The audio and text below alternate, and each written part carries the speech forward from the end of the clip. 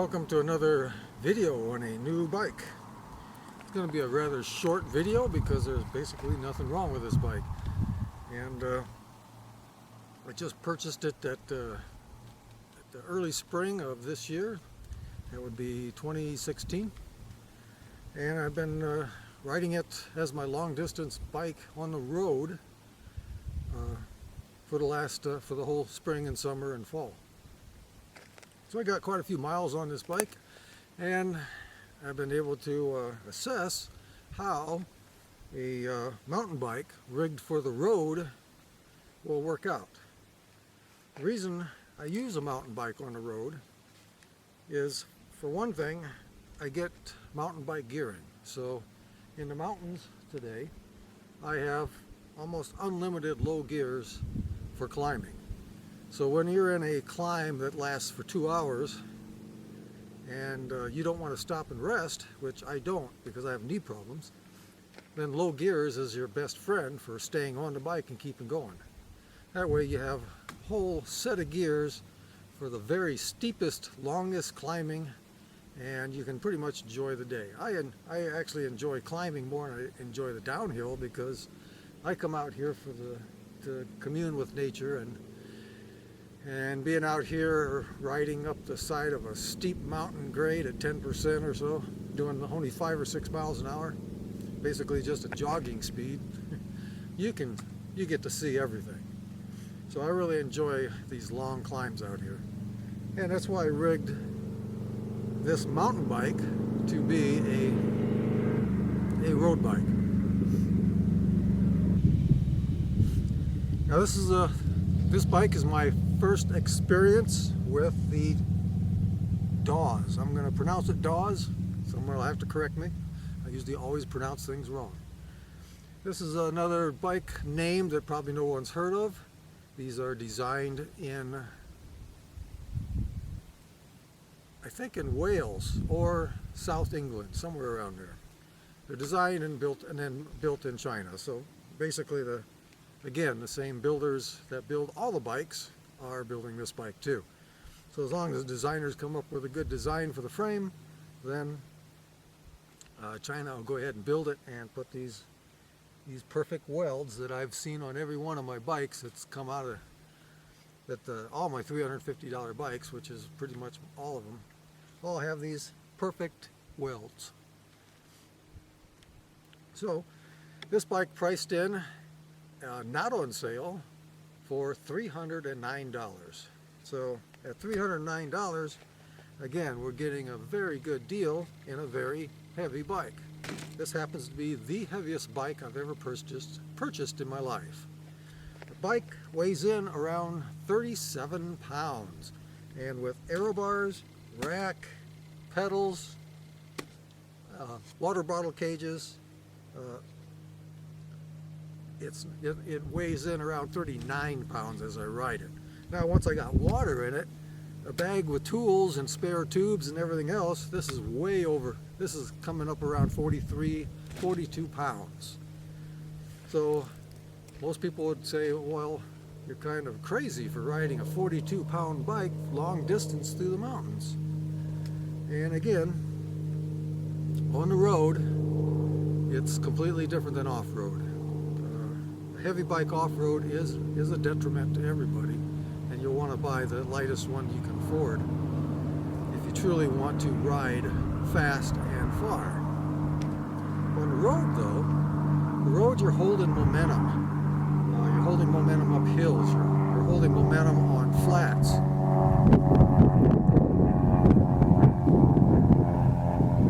Come out to the wilderness, but we still get all these planes and everything else driving around up in the sky. It's never quiet out here.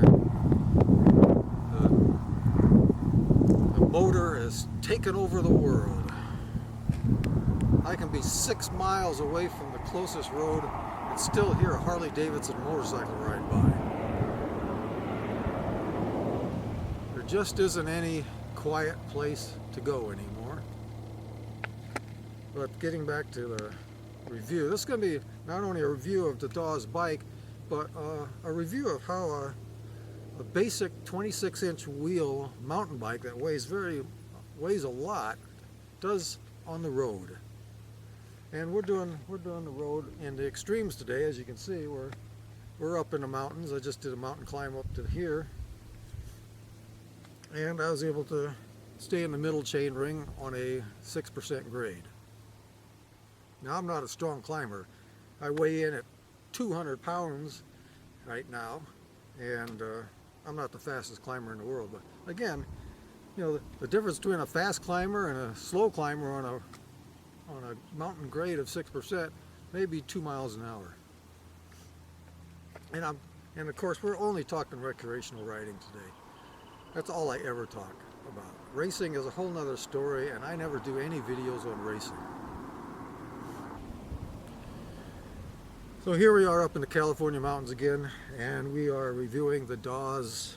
This is called the Haymaker 1000, $309, 39-pound bike, 8-speed cassette on the rear, giving us 24 gears. We have disc brakes. This is the Novella disc brake again. They don't get any better than this. Same thing on my fat tire 3-inch bike review. It's the same brake. So when I saw the name of this brake on this bike, and it comes with the XCT fork and suspension and an XCT crank, I knew for $309 I wasn't getting any weaknesses in this bike. Not to mention, this is the largest tube I've ever owned too. Massive down tube, massive square top tube, giving this 0 flex in the bottom bracket. I'm a 200-pound rider. When I stand on a hill, 0 flex. Lots of performance. The suspension controls my ride comfort, as well as the air pressure in the tires can control your ride comfort too. So one of the main reasons I got this bike is for long climbs with long descents on rougher roads. Long descent on a rougher road, to put the suspension into full suspension mode, is a very nice feature. So again, why would I put a mountain bike on the road? Why not a road bike? Well, for one, I'm using Specialized Hemisphere 26 by 2-inch wide tires, which gives me a very strong tire, very dependable tire, very good rolling resistance. Basically no speed difference between this and a 1-inch tire at the speeds I'm doing. And most recreational cyclists cycle from 17 to 19 miles an hour. That's about the best average they can do. And at that kind of speed, these fat tires don't slow you down at all. Now, the fat tires will slow me down on descents. Slowing me down on a descent is fine. I don't care about that. But up to 20, 22, 23 miles an hour, there's really no drag on these wide tires. So now I got a wide footprint for exploring dirt roads, for more comfort over rough roads, and for better control of tire pressure. When you got a large 2-inch wide high profile tire, this tire is sitting 2 inches off the top of this rim. So when you air these tires down, you don't have to worry about pinching a tube or anything like that. So you have a lot more control over air on these large 2-inch tires than you do on those racing 1-inch tires or smaller. They're returning to the 25 millimeter 1-inch tires nowadays in racing, I think. But I can't air down a 1-inch tire at all. I have to run those at maximum because of my 200-pound weight and my aggressive riding style. Anything less than that, I'll be pinching tubes. So these tires give me a lot of options. Also, I keep going back to the 26-inch wheels because they are so strong. 26-inch wheel comes out to be at least 3 times stronger than my 700C road wheels. Mainly because we got some rim width, more metal. I got, I guess just the more, I haven't figured out why a 26. You can buy a stock bike with 26-inch wheels, and I can get year, 2, 3, 4 years usage out of those wheels before they start to break spokes. Compare that to a road wheel, a 700C or a 29er, and I'll start breaking spokes within the first month. So there's an illustration of how strong the 26-inch wheel is over the 700C. So for larger riders like me, at 200 pounds, if you weigh 200, you weigh 250, 270, this is the kind of bike you might want for the road. It's going to be a nice, strong, dependable bike for you. You're not going to have to worry about at least up to 200 pounds. I'm not have really no way of testing this other than strapping weight to it, which I don't, which is really not a good test, because if you strap weight to the bike, it's static, and you can feel the weight. Where if the weight is on your body, you can't feel it. So I would have to probably load up a backpack or something, and even that is still isolated weight. So there's no way I can actually simulate a 250-pound rider. We'll have to get reviews from 250-pound riders to find out how that actually works out. So at 200 pounds, again, this bike has been perfect all summer long. It's shifted perfectly, it's ridden perfectly, it's braked perfectly. There's been absolutely no complaints whatsoever on this bike. Now, the one difference is these are aftermarket wheels. These are, again, my Vuelta wheels, which I did a review on the road wheels. This is a extra inexpensive wheel that I paid $65 for, plus about $30 shipping. So around $95, I got this set of wheels with 24 spokes. Now I would rather had 36 spokes or 32 spokes, but because it's Vuelta and the rim is so strong, these 24 spokes are working out fine. Plus, it's a $65 wheel. Now when these wheels fail, I will probably look for a sale on the new cassette bearing 26-inch mountain bike wheel from Vuelta. The cassette bearing with 32 spokes will be an ultra dependable wheel. But all through the summer, these wheels have never been off the bike to be trued. So that says a lot about a 200-pound rider on a 42-pound equipped at 42 pounds, 37-pound bike, riding a 24-spoke wheel and riding aggressively in the mountains. So that gives you a testament to the strength. Now the stock wheels on here are probably fine, but I never rode them even a single mile. I had these wheels and I wanted these wheels on here, so that's what I've used. For those of you buying a stock bike using the stock wheels, you probably will not have any problems. So let's get into some of the specifics. This is the XCT crank, which I've used before on other bikes. The XCT crank is ultra dependable, ultra strong, no flex, no problems. Suntour makes probably the lowest priced, best, well, I don't know about best. Shimano is still making great cranks too. And I was using FSA aluminum cranks before too. Now the FSA carbon cranks, a friend of mine actually broke one. So FSA may be experts in aluminum, but I think they have some work to be done in carbon. But this is the kind of cranks that you don't have to worry about. And we end up with an XCT fork too. And this has been a extra treat on a fork. This is my first Suntour XCT, and it is a lockout, and I'm telling you right now that lockout is a requirement on a road, on a mountain bike equipped for the road. You do not want full-time suspension on your bike. Just take me on faith on this. You do not want a full-time suspension on a road bike or a mountain bike equipped for the road. It's just going to soak up so much energy. With the lockout, you got the option, if you're on a really bad rough road, you always got the option to just flip the lever and turn the suspension on. Got a really high number of cars today. Normally I don't see any. It's because it's the holidays, I guess. The roads are crowded. Now, this XCT suspension fork has a little extra treat in it. It has a lever. It's locked out now. When I turn the lever full on, it goes into full suspension mode.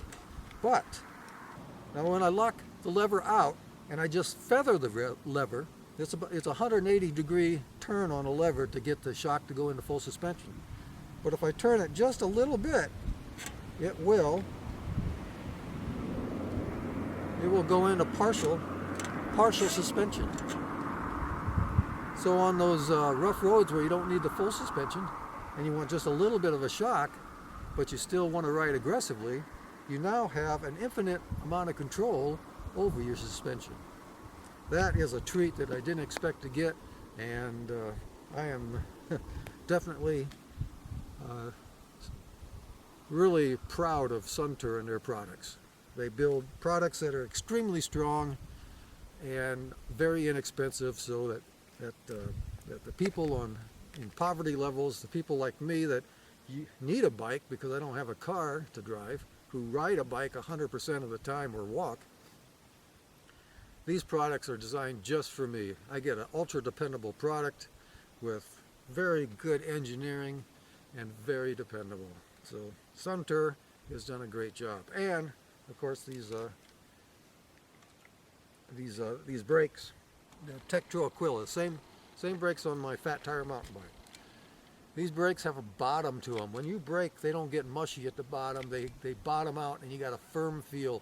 And that is what a brake is supposed to feel like. And that means there's quality forging in the metal. You can't get a bottom like that on cheap metal because it'll continue to flex. Incredible amount of traffic on the road today. Really disappointing. But I'm going to be heading down this mountain.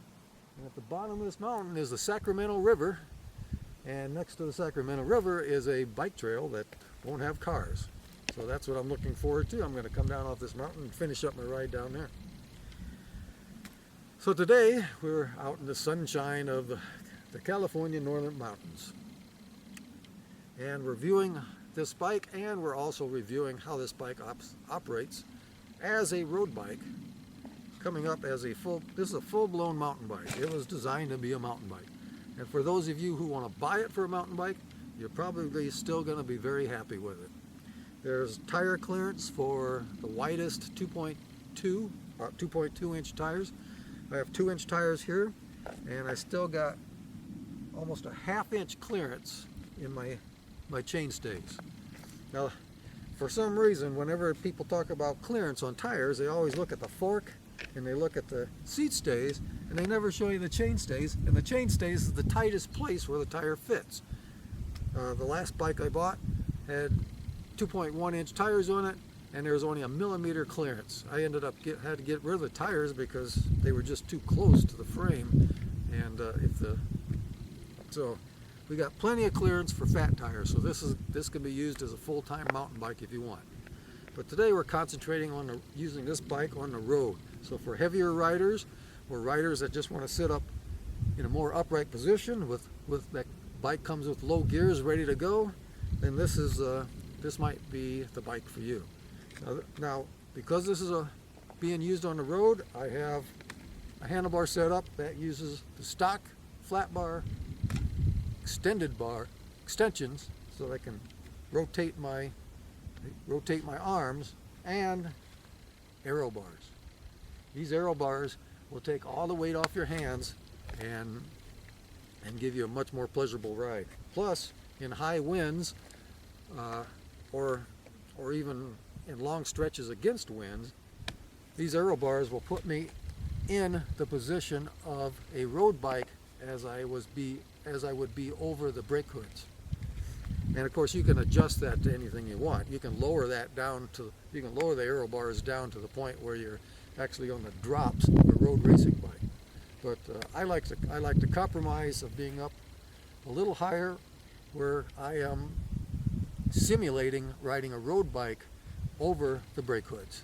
And over the brake hoods is where most riders spend about 90% of their time, maybe even more than that. So here we got a bike that's rigged great for climbing, low gears, upright position, another with a second upright position, and a great flat spike for riding fast in a narrow position. So again, just as I explained in the weight scam video, the the price of the bike does not cover accessories, and there's more to buy. So if this is your first bike, then you got more money to spend. You got $50 for maybe an aero bar, $30 for a rack, $30 for a bag, another 20 to 25 for water bottle cages, and another $20 to $40 for water bottles. And this bike comes with just plain flat pedals, and I'm riding SPD. I don't want to ride plain pedals on the road. I want to be locked in as tight as possible so that I can ride as aggressively as I want to on the road. Now with these specialized hemisphere tires at a 2-inch tire width, there's no reason you can't take this bike off-road on a mild trail that doesn't have a lot of loose climbing. If you got a good hard-packed trail, then these tires are going to be fine. You may not, there's no heavy tread on them. You're not going to kick them hard into a corner. So here we are testing this bike, which I've tested all spring, summer, and into the fall. And now as we get into the winter, we're only a few days away from winter now. That's 3 seasons on this bike with absolutely no failure and full dependability. So this new name Daws, they are I guess you call them a good solid designer, as far as they wanted to make a bike that was indestructible, and they wanted to make a frame that was indestructible, and that's what they got. Now the frame is finished as professionally as any frame out on the market. It's the decals are put on after the paint, and then a clear coat is put on over the decals and over the paint. So we have a first-class paint job and a really nice looking bike. We got, you know, this color is really nice looking, and I love anything that's bright because I want to be seen on the road. Bright clothes, bright bike, bright everything. So as far as the review on the bike, there's nothing really to say because there's nothing wrong with it. It's $309, 37 pounds, and you'll be riding dependably on the road for about as long as you want. The Vuelta wheels that I've replaced on here are again showing up in the review as excellent. To ride them all summer long and never put them on a touring stand is very unusual, very unusual. So we got another really strong, well-built wheel for $65 a pair. So see, when you don't have to worry about weight, all of a sudden price becomes practically nothing. You can start cycling with this bike and buy all the accessories and get in for about $500 to $550 maybe to buy all the accessories, clothes, bike, pedals, aero bars. You're going to be into it for for half of $1,000. So here's your way in to road riding or mountain bike riding for a starting cost of $309. This comes in a multiple of frame sizes, so it should cover just about everybody who's looking for a bike. And as far as road riding on a heavy bike, again, there's technique to doing that so that you're efficient. Basically, you're never doing any hard acceleration, because that's the only time that the weight is going to make a difference under hard acceleration. So if I'm the kind of person that likes to use all different kinds of positions when I'm climbing, including out of the saddle climbing, out of the saddle positions. And I use 3 positions when I'm out of the saddle. I use a forward position when I'm really tired and I just want to take weight off the legs and I'm in a low gear and I'm standing. Then there's the neutral position where I'm using my weight over the top of the pedal. And then there's the position where the climb gets so steep that even my body weight and low gearing can't turn the cranks. That's when I have to come back a little bit, and that's when I have to start pulling on the handlebars to get enough to put torque into the pedals to get over the really steep climb. But if you use those techniques where you don't accelerate on the climb, if you don't get out of the saddle and try and accelerate, all you're trying to do is maintain speed, and that's what touring on these heavy bikes works out well to be, just maintaining speed. I do out of the saddle on the flats all the time too. I'll put it in a big gear where I can stand up and pedal out of the saddle. And again, I use all three different positions depending on how tired I am on the flats. If I'm trying to rest, I'm just trying to get into different positions, trying to relieve the stress on the sit bones, and just trying to be comfortable on a long ride. You want to just keep moving. I mean, the upper body doesn't move much, so a lot of times I'll just sit back and do the windmills, do some stretches on there. The upper body doesn't get used much. So every time you change position, every time you stand, do out of saddle climbing, out of the saddle flats, all these things help in your efficiency and making you feel good. But the idea is not to accelerate these heavy bikes.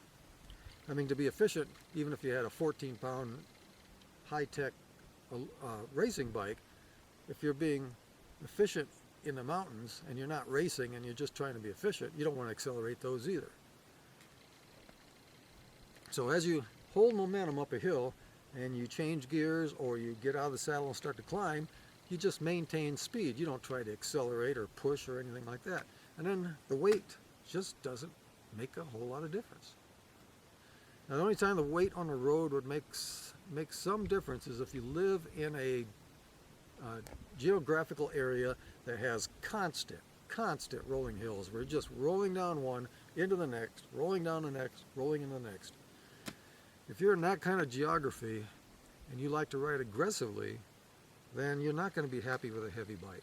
You're going to want to buy the lightest road bike you can find, because riding aggressively in the rolling hills where you're pedaling down the hill, staying in a seated position as you hold momentum up, and then you get out of the saddle and you do kind of a mini sprint, not a full-out sprint, just a sprint out of the saddle to crest the hill, and then you start again, and then back down into the saddle, go down the hill, and then back up as you hold momentum. It's a way of holding a high degree of speed in rolling hills where you're not coasting down a hill, picking up whatever you can on the next hill, and then using a low gear to climb up over the top of the hill and then coast down to the other side. Now, using combinations of these will add efficiency too, but you have to be very efficient at out of the saddle climbing and sprinting to be efficient riding that way in rolling hills. The rolling hills is about the only thing that this bike would not be good for, and that's if you're riding aggressively. If you're not riding aggressively and you're just coasting down one side and using a low gear to pedal up the other side, and again, the weight doesn't matter that much. You're keeping it at a constant motion. Because basically acceleration is what's really hurting the weight of this bike. So like I said, I spent 3 seasons, spring, summer, and fall, and going into winter now, on this bike as my long distance bike in the mountains, and I really didn't notice any difference between this and a lighter bike I have rigged. The other bike I got rigged is the adventure bike. The adventure bike weighs in around I don't know, 28, 29 pounds, so it's quite a bit lighter than this one. But that's the one I used last year for all my long distance riding in the mountains. And I really couldn't tell the difference between that one and this one.